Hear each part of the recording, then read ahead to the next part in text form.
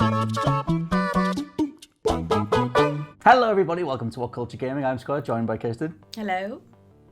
Hello, Kirsten, my friend. There has been some leaked listings in regards to the PS5. Now you can take this with a pinch of salt because it was listed on Amazon France, and it has since been taken down. And sometimes, there's all sorts of placeholders and potential pricings that get mixed around and whatever. But at least we have something to talk about because various different websites leading up to this, since the PS5's reveal, various different analysts, etc., have tried to predict or nail down what the PS5's price is going to be. And so, according to Amazon France,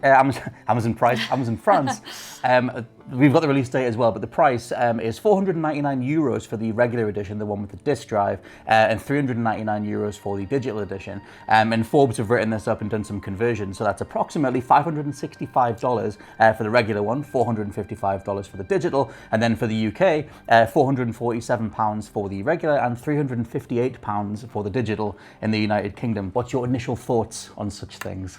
Yeah, I mean, that was sort of in the ballpark as to where I thought it was going to be anyway. I thought it was going to be at least about 500. And then, sorry, and then when they announced there was a digital version as well, I was like, oh, okay, that's a nice little addition. So obviously I knew that was going to be a little bit cheaper. So yeah, I think that's not too bad. I think, like I said, that's where I sort of thought it was going to be anyway. Obviously, I think allowing the digital version to have a bit more of a price drop compared to the normal version is a really good idea, and I think a lot of people are going to go for that actually. Yeah, one thing that stands out to me is because they still haven't cleared up all the stuff with backwards compatibility. They've noted that it'll play PS4 games, but we don't know whether there was this whole patent filed as to it could potentially support PS1, PS2, PS3 games. It's like, would you pay an extra £100 to be able to play older games? That's potentially quite a big price tag to hang on something like backwards compatibility.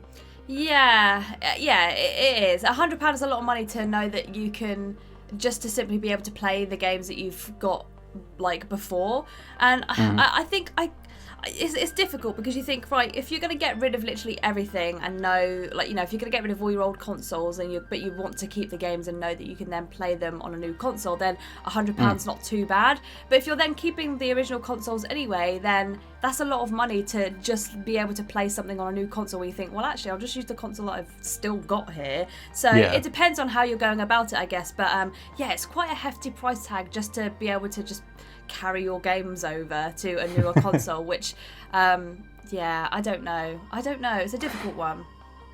I mean, because I was looking at the other consoles, and there was always that thing. The PS3 had a bunch of different SKUs that launched. The PS4 as well. It's just, I guess, but ballpark figure, do you kind of expect to pay $500,000 essentially for a new system at this point?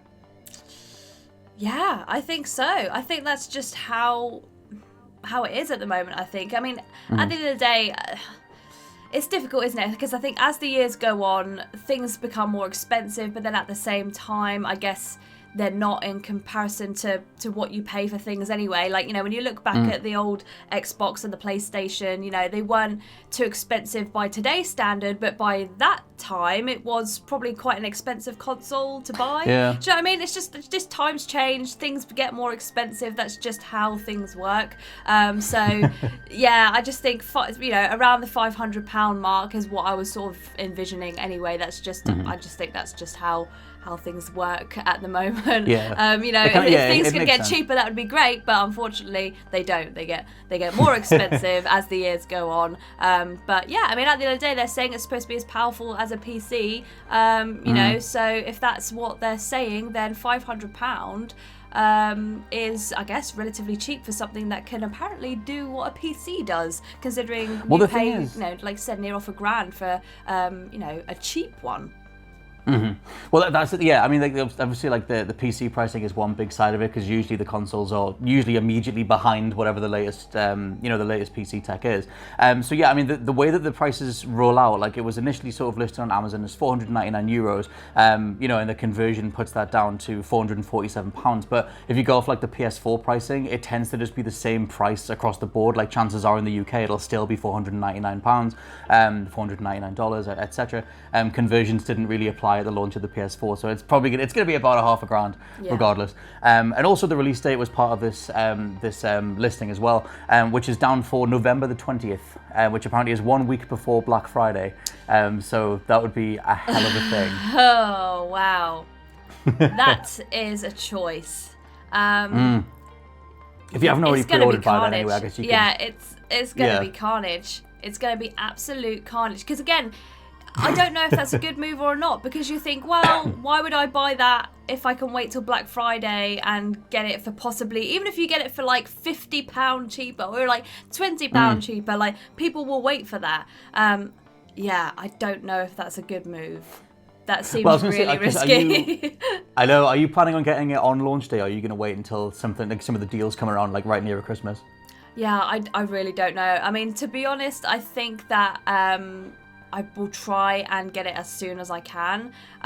Same. I mean, I do love a good deal, don't get me wrong, but I just think it just looks so swish, and there's just so many games sort of being announced for it that it's like, I don't really want to have to wait around for that. And I know I'll kick myself because it will come to Black Friday and it'll be like half off or something, and I'll be like, perfect. But yeah, I probably shouldn't wait around really. I've done that in the past where I'm like, oh, I'll wait and I'll wait for it to be cheaper, and then all I see is just how amazing these games are, and all my friends are posting pictures and all that. I'm like, and then you just end up being behind, and you just feel, it's like it's the fear of missing out. And I just think, I'll end up I think I'll just split it with my other half, and we'll go half season. We'll buy it on launch day if we can.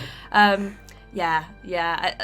I know I'll end up kicking myself if it ends up being like, around half price, half off on Black Friday. I will be very, very angry. I'll be very, very I would be angry. amazed if they did something as brash as that, that close to launch. It'd be insane. I mean, I think the hype is so kind of sky high right now. It kind of feels like Microsoft's just off to the side, sort of, going, hey, we still matter. And like their first party showcase is coming in July, so there'll be some more reasons to get excited. We'll see what other games they've got coming. But on the PS5 side, assumedly they can justify this price tag. I mean, the current, the amount that consoles right now have dropped in price. The likes of the Xbox One S is all the way down to about £200-ish. So it's that kind of thing of like, if you're one of those console owners right now who's questioning do we even need the next generation of consoles? Assumedly, would you say it sort of matches up? I think, like, for me, it kind of feels right to charge this amount for the size of the system, the capabilities, what they've shown, etc. Yeah, no, that's what I think. I think it's a good price. Like I said, it seems like it's definitely matching up to the hardware and what it can do, and the specs of it all. So I think it's a lot of money. Don't get me wrong. Like I said, $500 is a lot of money to fork out for a console, but I think it's worth it. I think to get something this good, and be able to have something as crisp and clean as what they've been showing, like game wise. Unfortunately, that's just that's how much things are going to cost if you want a decent bit of hardware. So true. Yeah. Do you think Microsoft will undercut them and go even? Do you think they'll go even lower? I mean, I think at the moment, PlayStation definitely have the upper hand. So, Microsoft definitely need to try and pull something out of the bag, whether that is showing a few more sort of Xbox exclusives, which would really sort of knock PlayStation out the park, or by undercutting their price margin would be. I think that's the only thing that they've got going for them at the moment, unfortunately. That's the thing, I'm super curious what the July showcase is going to be, and I kind of hope that on the Microsoft side they do some sort of launch day bundle thing where it's you get Xbox Live for a year, you get Game Pass, you get all, you get access to this entire archive of stuff, because it kind of feels like they're playing for different markets at the minute. Xbox have been out there saying, look, all the the system, the SX isn't going to have exclusives for about a year or for a couple of years, and so everything's going to work on your Xbox One. And so if you're sitting there wondering where to put your money, you might as well just invest in the PS5, considering how much the Xbox has to offer right now. But that could all change next month. Yeah, I think, like I said, we just got to wait and see what they give us. But yeah, they really do need to pull something good out of the bag, because at the moment, I try to stay civil. I've got both. I try to not pick sides, and I've always been more of an Xbox girl myself. But PlayStation are doing very, very well at the moment. So Microsoft, you've really got to put it out, buddy. We're expecting something big, so give it to us. I know. I'm super curious what the hell happens next month. But let us know what you think down in the comments below. Would you pay these sort of prices? Are you excited for a November release day? And just sort of where your hype levels are in regards to PS5 and Xbox Series X. For now, I've been Scott from WhatCulture.com. And I have been Kirsten Ria. I will catch you next time. Bye. Bye.